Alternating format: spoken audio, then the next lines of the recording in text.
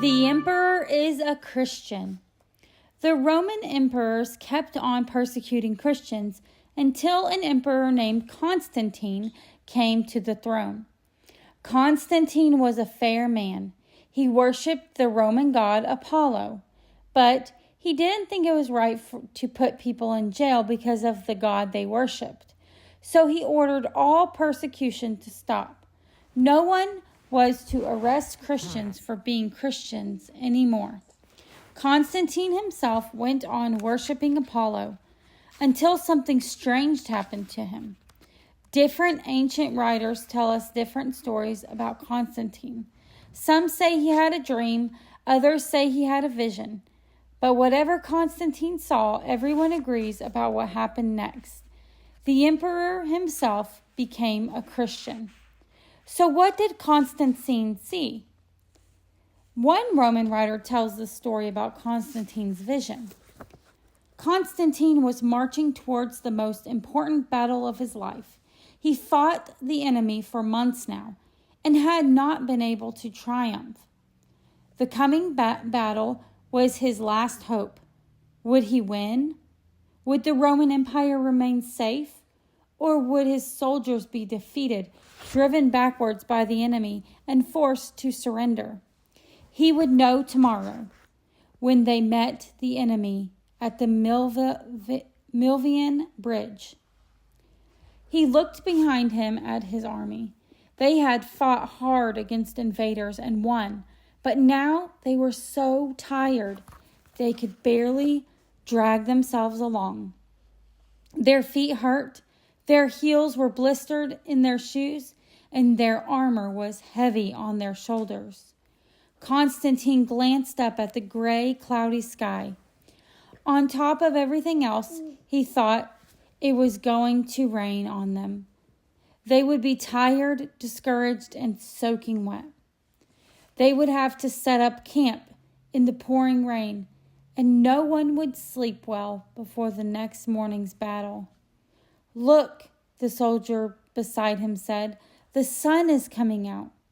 Constantine squinted at the sky. It didn't look brighter, but "That's not the sun," he said. "What is it?" "It looks like a cross." Constantine and his soldiers stared with open mouths. Above them in the sky hovered a cross of light, glowing larger and brighter by the moment. The golden light from the cross fell across their weary faces until they were forced to blink and shield their eyes with their hands. The grass around them glittered with light. Underneath the cross, fiery letters burned themselves across the sky. Constantine read them out, one by one. "By this sign, you will be victor." "It is the cross of Christ," Constantine gasped. "What does it mean?" the soldier asked. "It means that we must fight for God," Constantine answered, "the God of the Christians." When they set up camp that night, Constantine sent out an order to his men. Every soldier must have the sign of Christ on his shield. He ordered, "Until it is done, we will not go out into battle." So each soldier painted on his shield the Greek letters standing for Christ's name. When they went into battle, Constantine led the charge under a banner bearing the name of the Christian God. And Constantine's army won the battle of Milvian Bridge. When he stood victorious on the bridge, Constantine raised his sword to the sky. "The God of the Christians gave me this victory," he announced. "From now on, I will always fight under his banner, and I will only worship him." After he won this battle, Constantine became a Christian. He claimed that the Christian God had helped him to beat the enemy.